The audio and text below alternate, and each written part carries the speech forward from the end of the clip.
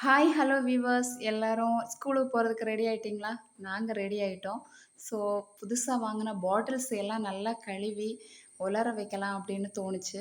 So, இன்னைக்கு காலைல எந்திரிச்சோன முதல் வேலையா எல்லா பாட்டில்ஸையும் நல்லா கழுவி, வெயில்ல காய வச்சுட்டேன். அதுவும் தட்டு மாடியில லைட்டா வெயில் அடிக்குது. ஆனா மழை இருக்கிறதுனால, ஸோ அந்த தட்டு மாடி ஏறி போற அந்த என்ட்ரன்ஸ்ல எல்லாத்தையும் அப்படியே உலர வச்சுட்டேன். அப்புறம் நம்ம அந்த காய்கறிகளெல்லாம் போட்டு வைப்போம்ல கூடை, அந்த கூடையெல்லாம் கொஞ்சம் நல்லா கழுவி, அதுவும் வெயில்ல காய வைக்கலான்னு தோணுச்சு வச்சுட்டேன்.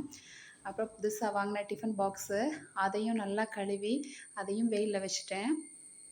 இதுவரைக்கும் சிங்கிள் பாக்ஸா தான் வாங்கியிருந்தேன். இந்த வாட்டி புதுசா 3 அடுக்குல உள்ள பாத்திரம் வாங்கியிருக்கேன். பசங்களுக்கு கொஞ்சம் கூட்டு, கறி எல்லாம் தனித்தனியா வச்சு விடலாம் அப்படின்னு தோணுச்சு. அப்புறமா கொஞ்சம் கையால் அலச வேண்டிய துணிகள் இருந்துச்சு. சரி இனிமே நம்ம நாளைக்கு ஸ்கூலுக்கெல்லாம் போயிட்டோம்னா டைம் கிடைக்காது. ஸோ அது ஒரு 10 மினிட் நல்லா ஊற வச்சுட்டு, துவைச்சு போடலாம் அப்படின்னு நினச்சிட்டு துவைச்சுட்டேன்.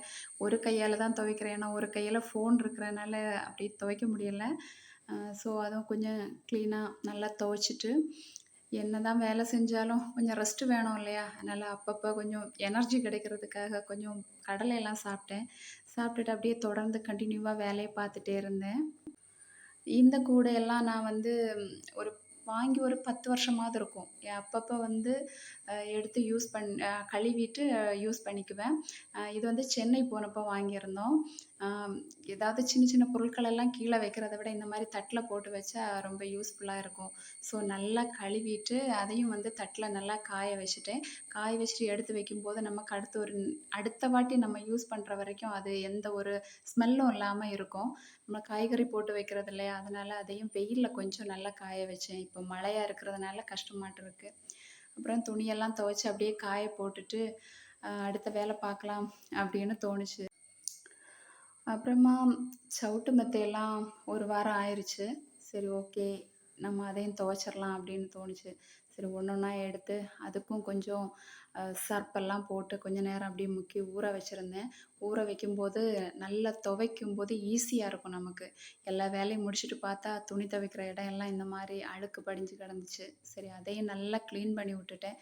அப்புறம் தான் பார்க்கும்போது ரொம்ப ஹேப்பியா இருக்கும். ஓ! நல்ல நீட்டா இருக்கு அப்படிங்கிற ஒரு ஃபீல் நமக்கு வரும். அந்த கூடையெல்லாம் நல்லா உலர்ந்ததுக்கு அப்புறமா, இந்த ஒரு கூடைய எடுத்து, அதில லஞ்ச் கர்ச்சீப் எல்லாம் எடுத்து வச்சிருந்தேன்.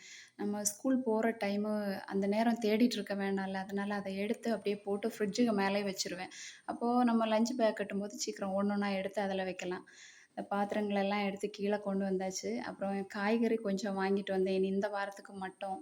அதுக்கப்புறம் நமக்கு சண்டே வாங்கிக்கலாம் அப்படின்னு தோணுச்சு. ஸோ என் பையன் தான் வந்து ஒண்ணொண்ணா ஹெல்ப் பண்ணிட்டு இருந்தான். ஒவ்வொரு கூடையிலயும் அவன் ஒண்ணொண்ணா எடுத்து வைப்பான். நானும் கூட சேர்ந்து வைக்கிறேன்னு சொல்லிட்டு என் கூடயே வந்து வேலை செய்றேன்னு சொன்னா, சரி பசங்க நமக்கு செய்யும்போது அதுவும் ஒரு சந்தோஷம் தான்.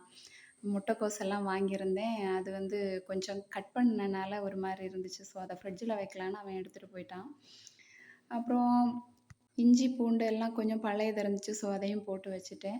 அப்புறம் அந்த ஸ்கூலுக்கு கொண்டு போற அந்த டிஃபன் பாக்ஸஸ் எல்லாம் அதையும் எடுத்து ஒரு சின்ன டப்பால போட்டு ஒதுக்கி வச்சேன். நேற்றைக்கு வெங்காயம் வாங்கிட்டு வந்தேன். ஸோ அதை எடுத்து தனியா வைக்கலாம் அப்படின்னு தோணுச்சு. ஸோ அதுக்கான கூடையில எடுத்து அதையும் தனியா வச்சுட்டேன். கொஞ்சம் ஃப்ரூட்ஸ் இருந்துச்சு. அதையும் எடுத்து என் பையன் ஹெல்ப் பண்ணான். எடுத்து நான் வச்சுட்டேன். இந்த வாரத்துக்கான திங்ஸ் எல்லாம் வாங்கியாச்சு. இனி நெக்ஸ்ட் வீக் பார்க்கலாம் அப்படின்னு இருக்கிறத அப்படியே வச்சிருக்கேன். அப்புறமா பாட்டில்ஸையும் எடுத்து ஒதுக்கி வச்சாச்சு. நாளைக்கு காலையில அது எங்கே, இது எங்கேன்னு தேடிட்டு இருக்க வேண்டாம்னு சொல்லிட்டு, அதையும் எடுத்து பத்திரமா வச்சுட்டேன். நாம என்னதான் காலையிலேருந்தே பண்ணிட்டு இருந்தாலும், நம்ம பசங்க ஏதாவது வந்து ஒரு ஹெல்ப் பண்ணி தரும்போது, அது ஒரு பெரிய சந்தோஷங்க. எல்லா வேலையும் நாம இழுத்து போட்டு செய்யக்கூடாது. கொஞ்சம் கொஞ்சம் அவங்கள்ட்டயும் ஹெல்ப் கேட்கணும். அப்புறமா எல்லா இடத்தையும் கிளீன் பண்ணிட்டு, தொடச்சு விட்டுட்டு, சவுட்டு மெத்த எடுத்து அங்கங்கே போட்டுட்டேன். ஸோ இது ரொம்ப லென்த்தா போகுது. ஸோ நான் நெக்ஸ்ட் வீடியோல பார்க்குறேன். ஓகே.